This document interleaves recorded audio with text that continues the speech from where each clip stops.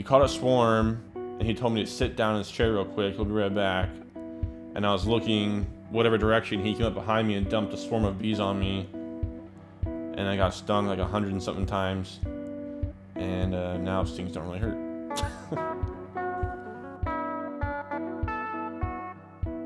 My name is Janae Fitzpatrick.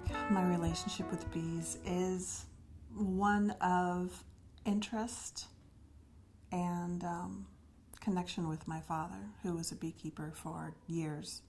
When I first started with bees, it was basically just to hang out with Dad, and there'd be a swarm or something. He'd be like, "Oh, grab a bucket and follow me, and we've got to go catch this swarm."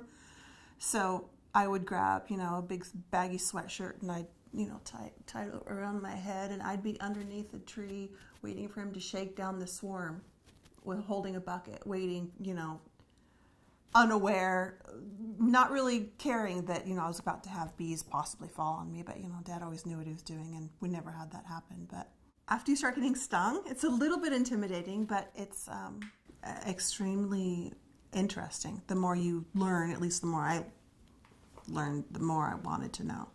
Because they are such social creatures. They work in this hive, and they're all really one being all together because they all work as a team. So you learn about one aspect, and that makes you watch and observe one thing, and then you start wondering what this other bee is doing, and it carries you into, it's just a cascade of information for geeks like me. My name's Jameson Miles. My relation to bees is I'm a beekeeper, I'm a lover, and I'm a caretaker. So I've been taking care of bees personally since junior year of high school. So about 2010 is when my grandpa decided to order a back of bees. And because he grew up doing it his childhood, and he always thought it'd be cool for us to bond over or something. And that's when we started it, and then just fell in love. It was awesome. He was like a father figure mentor, more or less, talking about stocks and blah, blah, blah, blah. And then beekeeping came around and we were spending way more time together. We were hanging out a lot, learning all kinds of cool stuff, just hanging out with my grandpa.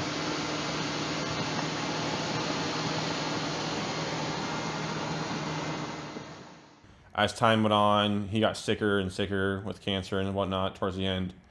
And then, so he wasn't able to come out. He'd come out here, and me and him could watch the bees for a full 8 hours and just talk. So it's super cool, just chit-chatting, watching the bees, and try counting them. You can't. And then towards the end, when he got really sick, he couldn't really leave. Since his passing, my nephew and I have been taking care of his beehives, and I've been learning about them. I did a little bit of studies with them in college, and I got really involved with a couple of the local bee clubs. We had to get rid of all the bees on our property, and we have a pretty significant garden, and we noticed a decrease in forage, of squash and things like that we would typically have an abundance of. It's very stressful, getting to survive winter, but it's also super rewarding. Oh yes, all bees survived. Oh, I lost one. That's chill.